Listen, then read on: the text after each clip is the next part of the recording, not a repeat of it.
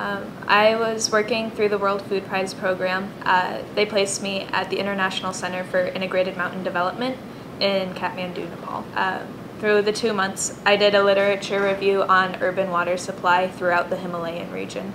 So I was compiling research that had been done along with other news reports about what issues cities in the mountains face in getting water and in getting that water to the people. I started with just a really vague Google search to figure out kind of where I was and what the cities were around me. And then going a little bit deeper with news stories, figuring out what issues were being conveyed through that. And then doing actual, like looking up journals, looking up scholarly articles that had been published and research done on the water systems. And then after a few weeks of doing that, I had compiled all of the information into a report which analyzed what is out there and what other research needs to be done. I'd say that most of the office was from Nepal, with a large portion of that being from India as well. And then there was a percentage of international people.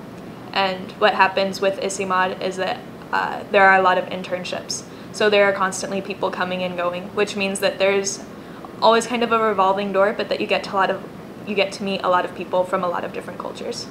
Okay.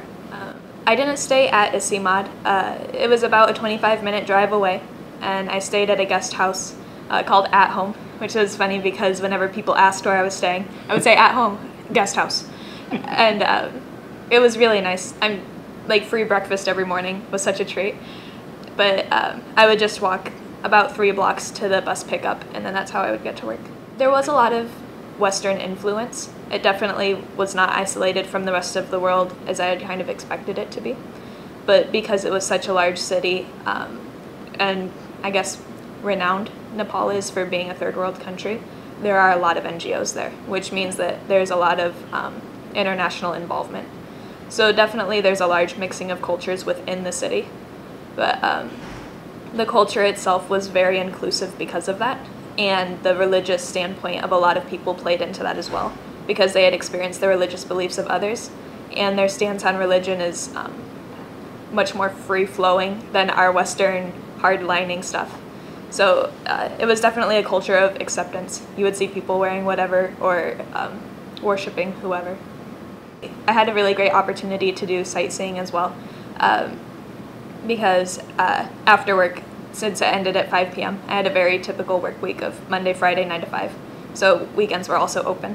And everyone there was so friendly. I had made a lot of friends that were able to take me out and show me around the city, which has a ton of World Heritage sites. So I got to see a lot of different Buddhist and Hindu stupas and temples, as well as being able to do a little hiking around the valley. Going into this program, we were told that we would not come back the same person. They told our parents directly, whoever your son or daughter is now, say goodbye, because when they return, they won't be the same. And you find that after going there, you just think a different way. And one of the major lessons I learned was that I thought a different way about myself and about tough times. Because going there, being on your own in a foreign country, especially when you don't have internet access or aren't able to communicate with others, it's very difficult. It's a feeling of isolation. And there were times as well that, we were working with masters and doctorates, and you were just not to that level yet. And so I had also experienced a lot of self-doubt. Would I be able to keep pace with them, or would I be able to do this project to the level that they expected? And I had found that with hard work, with perseverance, and trying to get through it, that I had grown a lot, and that I came to respect myself a lot for that, and realized, yes, I do have these skills, and I can make it on my own.